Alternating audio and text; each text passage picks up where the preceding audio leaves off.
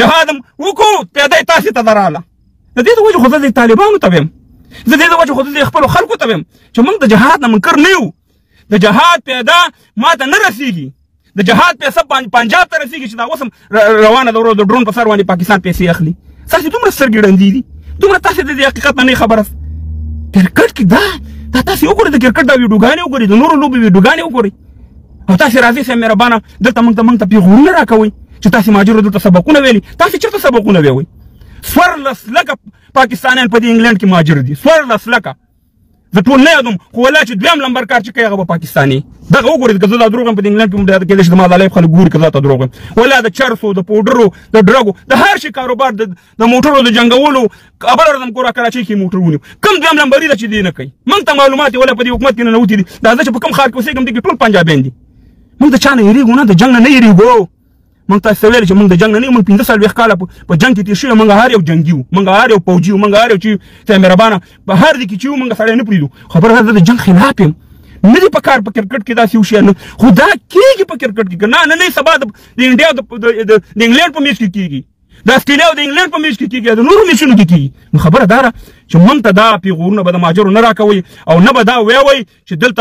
دلته دې لوبغاړو دلته وخت تېر کړی ستاسې لوبغاړو په انډیا کې وخت تېر کړی دی د عمران خان نه نیولې ته وسیم اکرم نه د وسیم اکرم نه نیولې ته شعیب اختر نایټ کلبونو والا او داسې پسې راتېر شه نور رمیز راجا دي همداسې په انګلینډ کې یا په نورو ځایونو کې تاسې دلته ټرینینګونه کړي سبقونه مې ویلي دي هغې نه موږ یو ورځ هم وانه اورېدل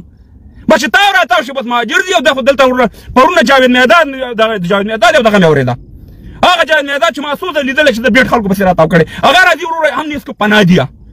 دا یو شی دی بس پناه دي ورته کور ته راته بمونه رالېږي افغانستان یې تباه او برباد کړو څو نظامونه دې راته چپک هغې ته نه ګوري خو خالي هم دغه یو پناه ته دغه ده زه به نن تا د دې پنجاب نه د کراچۍ نه به دې اوچت کړم جاوید میدا ده او افغانستان کې به دې رقم وروسته به ستا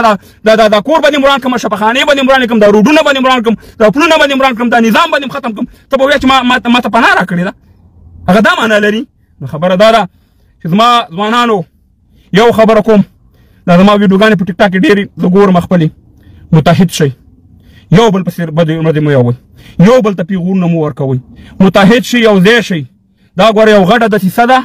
او دلته پنجاب دا د رجل سیګ اولاد همیشه د دغه شاندې کارونه نه کارلي موږ ټول افغانان پښتانه که په لر کې دي که په بر کې د موږ سره په جنګ اچوي او همدغه پښتانه چې نن راځي د شعیب اختر ملاتړ کوي ډېر ژر به دې وینم انشاءالله چې د شعیب اختر پسې به ته کنځلې وکړي د پنجابي پسې به ته کنځلې وکړي څوک برناکه څوک چا پسې دغه نه کوي برناکه چاته چا څه ویلي هغه ادا کوي موږ ته چې کوم تکلیف رسېدلی دی موږ ته چې کوم ضرر رسېدلی نه موږ ته روس رسولی نه موږ ته امریکې رسولی نه موږ ته چین رسولی موږ ته پاکستان ډېر ضرر رسولی موږ یې تباه او برباد کړي موږ ته د انډیا یو دوه بده ویوه چې موږ سره انډیا کړي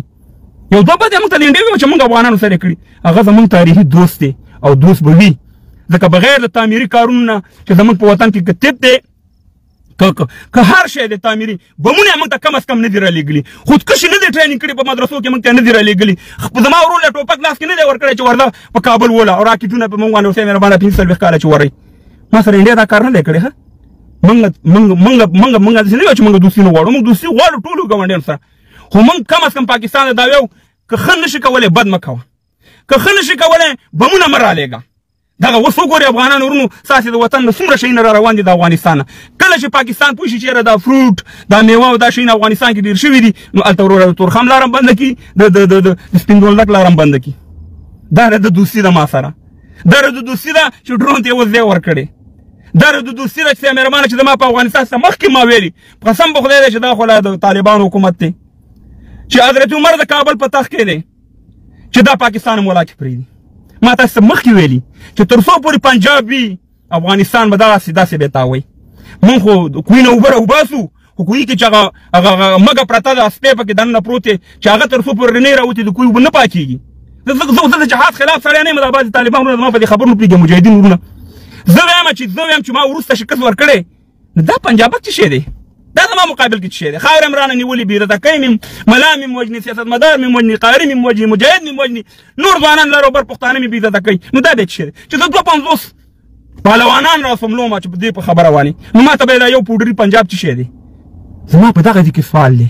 دغه ځای کې د قرآن د آیات دی د جهاد بار کې څوک نشي من کړی دی خو ما ته دلته افسوس راځي چې زمونږ دا برېتې ولې دغلته داسې مړاوي شي خبره دلته دغه جواب غواړم. نو خبره دا ده د پښتنو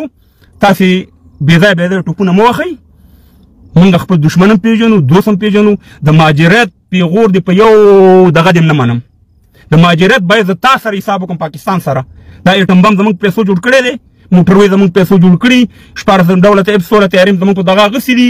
ټول هم ګېډې مړې کړي دي. دغه 2001 خو هغه تازه دغه دی، تاسو ته ما وښود 2001 کې مشرف دې په میلیونونو ډالر وانخیسته په افغانستان باندې. د کال څومره پیسې ورکولې. نو عجیبه خبره دا ده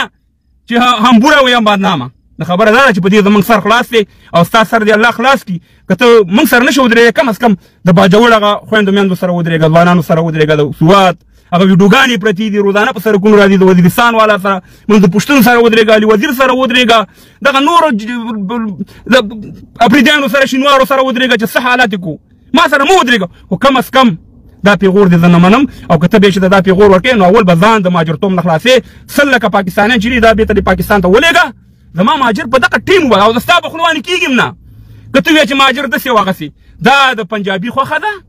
د امریکې خوښه ده چې دا مهاجر دلته پراته دي. چې کله هم د هغې خوښه نه وه او د هغې فیصله راله، په هغه ورځ به ټولو مهاجرو ته وایي چې ځه. خو تر څو پورې چې د پاکستان تجارت په دې مهاجرو باندې وي، دا مهاجر به دلته پراته وي او دغه پیسې تا ته زه پوهېږم تا ته نه رسېږي، پنجاب ته رسېږي، خو ستا په دې سر خلاص نه دی. او زموږ سر په دې کمال خلاص دی چې په دې مهاجرو کې د هر یو مهاجر په سر اوس هم پاکستان پیسې اخلي او خپل اقتصاد پرې روان کړی. ځکه د پاکستان خو پاکستان کا مطلب کیا او امریکا او برطانیه، پاکستان کا مطلب کیا دهشتګردي او ورور سره مهربانه د انسان خرڅول، د مسلمانانو خرڅول. هغې ته دا مهم دی چې دا پاکستانی دی او که دا بنګالی دی او که دا افغان دی، هغه ته ډالر مهم دي. او ګورشي د مشرف کتاب هم وګورئ چې وروره